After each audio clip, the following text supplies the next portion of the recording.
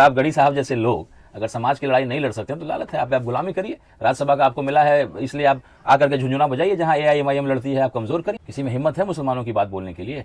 तो कब ओवैसी साहब ने कुछ गलत बोल दिया है? गलत बोल दिया होता तो मेरे जैसे राजपूत लोग या हिंदू लोग क्यों इनकी पार्टी में होते? AIMIM का जो कारवां है बिहार से शुरू होकर के महाराष्ट्र में जो है परचम लहराया है, आने वाले यूपी चुनाव में भी हम लोग मजबूती से अपने जड़ों को मजबूत करेंगे। AIMIM ओवैसी साहब की विचारधारा पे लोगों को जो है विश्वास है। तो ये आपको नजर आया, एक तरफा जो लहर जो है कहर बन करके ये हुआ, 8 में से जो है 6 सीट हम जीते गोवंडी शिवाजी नगर मानखुर्द में। और समाजवादी पार्टी जिसका बोलबाला था, दबदबा था, सारी चीजें वही जीतते थे, वही अपने हिसाब से कराते थे, उनका खाता तक नहीं खुला है। अगर आप मुसलमान हैं और मुसलमानों की लड़ाई लड़ने की हिम्मत है तो लालच है आप पे। मैं अगर राजपूत हूँ और मेरे अंदर राजपूतों की लड़ाई लड़ने की हिम्मत ना हो तो लालच है। मैं क्या नेता बनूंगा? अपने समाज की लड़ाई नहीं लड़ सकता हूँ। MIM कोई कट्टर मुसलमानों की पार्टी नहीं, ये कट्टर संविधान को मानने वाले लोगों की पार्टी, ये कट्टर देशभक्तों की पार्टी। मैं राजपूत समाज से आता हूँ और अगर मेरे राजपूत समाज में कोई बात हो, कोई अन्याय हो, अत्याचार हो और मैं नहीं बोल पाऊँ तो लालच है मुझ पर कि मैं राजपूत हूँ। आप अपने समाज की लड़ाई को नहीं लड़ सकते, दूसरे की क्या लड़ाई लड़िएगा? अगर बैरिस्टर असदुद्दीन ओवैसी साहब मुसलमानों की लड़ाई लड़ते हैं तो किसी दूसरे की हिम्मत नहीं है उस तरह की बातें बोलने की, उस तरह की लड़ाई लड़ने की। इमरान प्रतापगढ़ी जी से मैं वही बार बार कहता हूं कि क्या वो कह सकते हैं कि हिजाब वाली हमारी बहन देश की प्रधानमंत्री बन सकती है? कहने तक की हिम्मत है या आपके नेता आपको ये बोलने देंगे? और आप जो है मुसलमानों के नेता बनते फिरते रहते हैं, जगह जगह कौम मिल्लत की बात करते हैं, और अगर किसी ने कह दिया कि भाई ये स्टेटमेंट, तो उसमें आपको जो है मिर्ची लग जाती है। एक MP लेकर के दंदनाते फिरते हो। तो एक MP उनके 37 क्या 243 पे, और इस पे भारी है हमारे नेता जो हैं। तो यहाँ उनके पास 37 MP वाले पार्टी का कहाँ एक भी खाता खुला है गोवंडी में। मुंबई में BMC का चुनाव खत्म हो चुका है। सबकी नजरें टिकी हुई थी गोवंडी के ऊपर। मानखुर्द शिवाजी नगर विधानसभा लगता है, यहां से ऑल इंडिया मजलिस इत्तेहादुल मुस्लिमीन ने कुल 8 उम्मीदवार उतारे थे, लेकिन एक ऐतिहासिक जीत मिली है गोवंडी के अंदर। 8 में से 6 पर जीत करके आए हैं। अभी हमारे साथ मौजूद हैं ऑल इंडिया मजलिस इत्तेहादुल मुस्लिमीन के राजपूत नेता, बिहार से चल करके आए हैं, राणा रणजीत सिंह। उनसे बातचीत करेंगे जिस तरीके का परिणाम आया है और महाराष्ट्र के अलग अलग क्षेत्रों में जो परिणाम आया है ऑल इंडिया मजलिस इत्तेहादुल मुस्लिमीन को लेकर के, हम उन तमाम मुद्दों पर बातचीत करेंगे। और यहां पर खास करके गोवंडी में 6 सीटों पर जीत दर्ज की है MIM ने। कैसे देखते हैं, सबसे पहले आप इस जीत को कैसे देखते हैं? देखिए, जितने भी लोग जो पॉलिटिक्स में आना चाहते हैं और उनको लगता है कि बिना पैसे के भी पॉलिटिक्स किया जा सकता है, लोगों को लगता है कि अब कोई कॉर्पोरेटर का चुनाव लड़ना हो, विधायक का चुनाव लड़ना हो, तो आपके पास करोड़ों रुपए होने चाहिए, तो ही आप चुनाव लड़ सकते हैं या जीत सकते हैं। तो ये जो सीट हम लोग जीते हैं खास करके, और गोवंडी की जो सफलता है, ये एक उदाहरण है। और तमाम ऐसे लोग जो जिन गलतफहमी में है कि पैसा अगर नहीं है तो पॉलिटिक्स नहीं कर सकते हैं, तो अतीक सर जो है एक उदाहरण के रूप में है। उन्होंने विधानसभा का भी चुनाव लड़ा और बिल्कुल नॉर्मल तरीके से, लेकिन लोगों के साथ खड़े रहे। आज चुनाव आया तो कई लोगों ने बहुत सारी बातें कही कि मैं ये कर दूंगा, मैं वो कर दूंगा, लेकिन अतीक सर की पूरी टीम, AIMIM की पूरी टीम, जो इस गोवंडी का सबसे बड़ा मुद्दा है नशा जो है आने वाली नस्ल को बर्बाद कर रही है, उस मुद्दे को लेकर के कैंपेन चलाना, जागरूक करना। और कई नशेड़ियों का जो मनोबल बढ़ गया था, किसी के दरवाजे पे चले जाइए, नशा करिए, घर वाले ने अगर टोका तो उल्टा उसी को मारते थे। FIR कराने जाइए तो पुलिस वाले FIR तक नहीं लेते थे, क्योंकि वो नशा करने वाले किसी पार्टी के कार्यकर्ता होते थे। तो ये सारे एक अच्छा उदाहरण जब आपके सामने होता है तो कई नौजवानों का जो पॉलिटिक्स में आना चाहते हैं उनका हौसला बढ़ता है। कई ऐसे पढ़े लिखे लोग जो शायद डर के मारे सोचते हैं कि भाई कौन इन चीज़ों में हाथ डाले, तो जो एग्जाम्पल सेट किया है, जिन्होंने जो इनका मैनिफेस्टो अगर आपने देखा होगा तो 15 मुद्दों को लेकर के इन्होंने चर्चा की थी, और जो भी इनके कैंडिडेट थे सब पढ़े लिखे, LLB से लेकर के ग्रेजुएशन या परसुइंग ग्रेजुएशन, एक पढ़े लिखे लोगों की जमात थी। और हमारे बैरिस्टर साहब के हम सिपाही हैं जो खुद एक पढ़े लिखे व्यक्ति हैं और लोकतांत्रिक तरीके से कोई भी चीज़ लॉजिकल बात करते हैं, तो इन लोगों की टीम थी। निश्चित रूप से उदाहरण है ये आलिशान बंगला आप देख रहे होंगे, ये हमारे अतीक सर का है। लोग तरह तरह की बातें कहते होंगे जो नहीं जानते होंगे। उनके पिताजी हम लोग के गार्जियन हैं, चचा समान हैं, वो भी यहाँ हैं। हम लोग दावत में आए थे, इनको सलाम करके अब वापस हम लोग अब बिहार की तरफ जाएंगे। तो ये आलिशान बंगला ऐसा है कि 10 आदमी भी शायद ठीक से बैठ नहीं सकते। तो मतलब BMC का चुनाव, चूंकि इस बात से भी चर्चा में रहती है कि काफी महंगा चुनाव होता है, BMC का बजट भी अच्छा खासा है, तो ये बताइए ऑल इंडिया मजलिस इत्तेहादुल मुस्लिमीन का जो परिणाम आया है BMC के अंदर, क्या ये उम्मीदें पहले से कर रहे थे? MIM इस तरीके की उम्मीदें पहले से लगाए बैठे कि इस तरीके का परिणाम आएगा, ऐसा कुछ? बिल्कुल, गोवंडी को लेके हम लोग बहुत मजबूत थे, क्योंकि क्या था कि पिछले बार विधानसभा में एक अंडर करेंट था, लोग उसकी जानकारी नहीं थी, वरना गोवंडी सीट तो हम विधायक चुनाव उसी समय जीत गए होते। लेकिन जैसे हम बैठे हुए, हम सब, हमारे सबके मन में पतंग है, लेकिन हम आपस में चर्चा नहीं कर रहे हैं।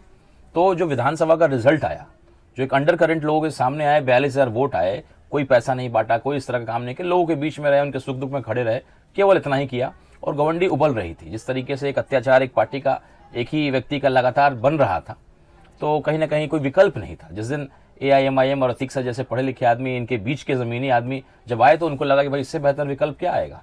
और जब इस बार का चुनाव हुआ तो लोग तो पहले से मन बना चुके थे और लोगों को मालूम भी था कि पतंग को लेकर के लोगों में लगाव है, AIMIM ओवैसी साहब के विचारधारा पे लोगों को जो है विश्वास है। तो ये आपको नजर आया, एक तरफा जो लहर जो है कहर बन करके ये हुआ, 8 में से जो है 6 सीट हम जीते गोवंडी शिवाजी नगर मानखुर्द में। और समाजवादी पार्टी जिसका बोलबाला था, दबदबा था, सारी चीज़ें वही जीतते थे, वही अपने हिसाब से कराते थे, उनका खाता तक नहीं खुला है। तो ये दिखाता है क्या लहर था और क्या शुरुआत है। ये क्यों हुआ? क्योंकि विधानसभा चुनाव हम लड़े। चुनाव जब लड़ते हैं तो संगठन जो है मजबूत भी होता है।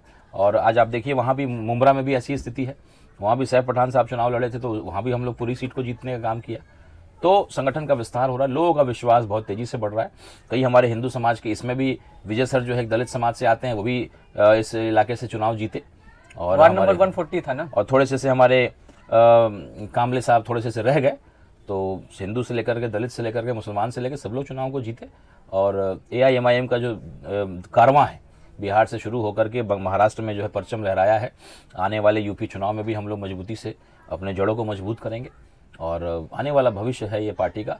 एक छोटा सा दाग थोड़ा सा मिटना शुरू हो गया है, पूरी तरीके से नहीं मिट पाया कि ये मुसलमानों की पार्टी है, सिर्फ मुसलमानों की पार्टी। तो ये दाग अगर जिस दिन हमारे जैसे पढ़े लिखे हिंदू जो सेकुलर हिंदू हैं, किसी पार्टी के गुलाम नहीं है। और हम चाहते हैं कि जो कहावत है, ये जो कहते हैं भाजपा वाले कि बटोगे तो कटोगे, तो बात ठीक है, बटोगे तो कटोगे, लेकिन उसका अंदाज अलग होगा कि हम हिंदू मुसलमान में अगर बटेंगे तो हमारा देश कमजोर हो जाएगा। तो हमें बटना नहीं है, पूरा देश हिंदू मुसलमान सिख ईसाई सब एक होकर के हम लोग अगर इस देश में काम करेंगे तो मजबूत हमारी देश हो जाएगी। नहीं तो जो थर्ड वर्ल्ड वार जैसी स्थितियां बन रही हैं, बहुत सारी चीजें बन रही हैं, तो देश अगर इंटैक्ट नहीं रहेगा, ये छोटे मोटे फायदे के लिए हम लोग जो समाज को बांटते हैं, धर्म में बांटते हैं, ये चीजें बंद होनी चाहिए। आप पे कहते हैं आप लोग समाज को बांटते हैं, असदुद्दीन ओवैसी हैदराबाद से आते हैं, मुसलमानों को लेकर के जो बयानबाजी करते हैं उस वजह से बढ़ता है वोट, आप पे आरोप लगते हैं इस तरीके के।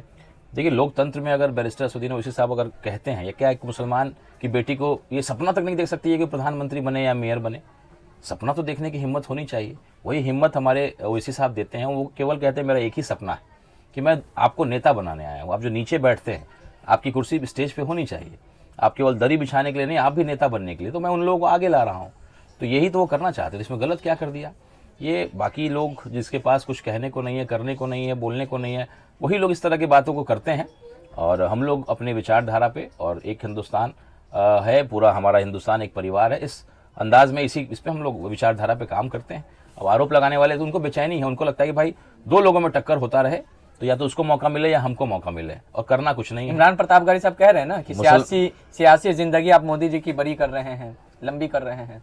तो इमरान प्रतापगढ़ी जी से मैं वही बार बार कहता हूं कि क्या वो कह सकते हैं कि हिजाब वाली हमारी बहन देश की प्रधानमंत्री बन सकती है? कहने तक की हिम्मत है? या आपके नेता आपको ये बोलने देंगे? और आप जो है मुसलमानों के नेता बनते फिरते रहते हैं, जगह जगह कौम मिल्लत की बात करते हैं, और अगर किसी ने कह दिया कि भाई ये स्टेटमेंट, तो उसमें आपको जो है मिर्ची लग जाती है। तो क्यों नहीं बन सकता है? कोई दलित बन सकता है, कोई गरीब बन सकता है, कोई भी हमारे देश का प्रधानमंत्री बन सकता है। सपना भी ना देखे। वारिस पठान ने कहा था हिजाबी महिला मेयर बनेगी, कैसे बनाएंगे आप? देखते हैं, बहुत सारी हमारी बहन चुनाव यहाँ से जीती हैं, यहाँ 3 महिला जीत के आई है गोवंडी में। बिल्कुल। तो परिस्थिति क्या बनती है वो तो हम लोग नहीं जानते, अभी पूरा आंकड़ा देख नहीं पाए हैं, किसको बहुमत मिला है, किसको नहीं मिला है। लेकिन अगर मौका मिलेगा तो हम लोग साथ खड़े रहेंगे, और उस अवसर जो है सबको मिलना ही चाहिए, और बदलाव होते रहना चाहिए। लोकतंत्र की खूबसूरती है। समाजवादी पार्टी कह रही थी कि कहाँ तुलना करते हैं आप, जिनके पास एक सांसद हैं और हमारे पास 37 सांसद हैं। वो ये भी कह रहे थे कि एक MP लेकर के दंदनाते फिरते हो। तो एक MP उनके 37 क्या 243 पे, और इस पे भारी है हमारे नेता जो हैं। तो यहाँ उनके पास 37 MP वाले पार्टी का कहाँ एक भी खाता खुला है गोवंडी में? ले आते अपने 37 लोगों को, जिता लेते। विधायक जी बेचारे, उनके चेहरे को देख करके जनता पहले ही पता लगा ली कि विधायक जी का होश उड़ा हुआ है। तो पहले ही लोगों को मालूम चल गया था। उनके कई कार्यकर्ता इस तरफ आ चुके थे।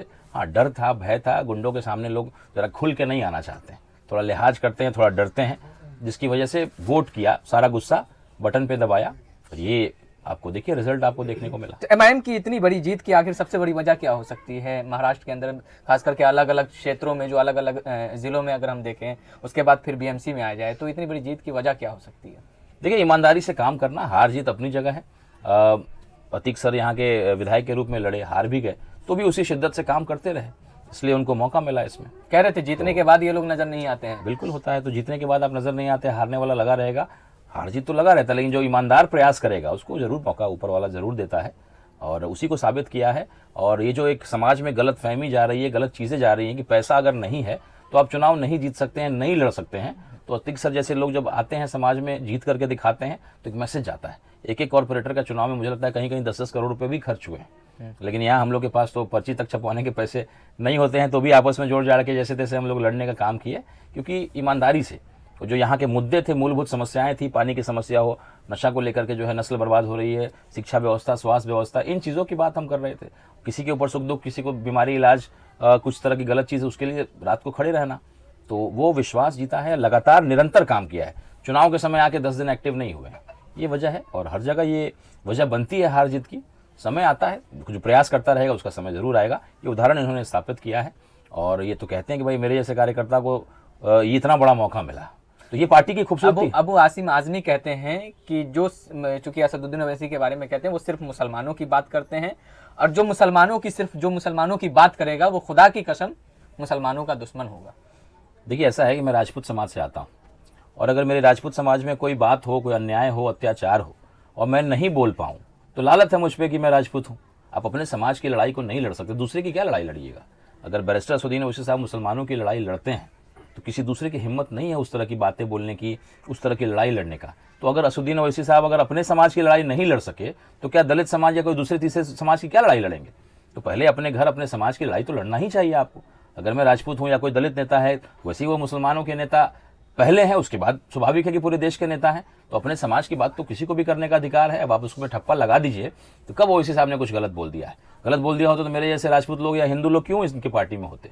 वो सम्मान मिलता है, इसलिए हम लोग इस पार्टी में हैं, और उनके विचारधारा से हम लोग सहमत रहते हैं। पढ़े लिखे आदमी हैं, कभी उन्होंने कोई गलत बात किसी समाज के लिए नहीं कहा। कहते हैं कि सिर्फ मुसलमानों की बात करके सेकुलर ताकतों को कमजोर करते हैं। तो कहाँ दूसरे में हिम्मत है, किसी में हिम्मत है मुसलमानों की बात बोलने के लिए।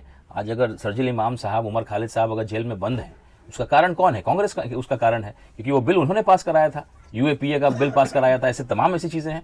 तो सच बोलेंगे तो गलत हो जाएगा। आपको फ्री फोकट का मुसलमानों का वोट मिल रहा है, और आप जानते हैं कि इनके पास कोई विकल्प ही नहीं है।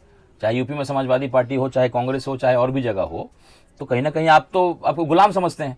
जाओगे कहाँ? तुम्हारे पास कोई विकल्प ही नहीं है। तो जब विकल्प बन रहे हैं तो इनको जरा मिर्ची लगती है। इमरान प्रतापगढ़ी कहते हैं ना कि हम सिर्फ मुसलमानों की बात नहीं करते, हम गंगा जमनी तहजीब की बात करते हैं, हम हिंदू, मुस्लिम, सिख, ईसाई सबकी बात करते हैं, सिर्फ एक धर्म को लेकर के नहीं चलने वाले हैं। तो मैंने वही बात तो कही ना कि अगर आप मुसलमान हैं और मुसलमानों की लड़ाई लड़ने की हिम्मत है तो लालत है आप पे। मैं अगर राजपूत हूँ और मेरे अंदर राजपूतों की लड़ाई लड़ने की हिम्मत ना हो तो लालत है। मैं क्या नेता बनूंगा? अपने समाज की लड़ाई नहीं लड़ सकता हूँ तो दूसरों की क्या बनूंगा? तो इमरान प्रतापगढ़ी साहब जैसे लोग अगर समाज की लड़ाई नहीं लड़ सकते हैं तो लालत है। आप गुलामी करिए। राज्यसभा का आपको मिला है, इसलिए आप आकर के झुंझुना बजाइए जहां AIMIM लड़ती है। आप कमजोर करिए, क्योंकि आप तो गुलामी कर रहे हैं। समाजवादी पार्टी के नेता क्या कह के गए थे? जहां यहाँ के जो विधायक हैं अबू आसिम साहब क्या कहे थे? क़यादत चाहिए तो पाकिस्तान चले जाइए। तो ऐसे ऐसे तो नेता है, तो ऐसे ऐसे नेता अपने समाज और कौम को आगे बढ़ाएंगे। तो क्या कहेंगे आप? BMC में इतनी बड़ी जीत हुई है MIM की, क्या कहेंगे?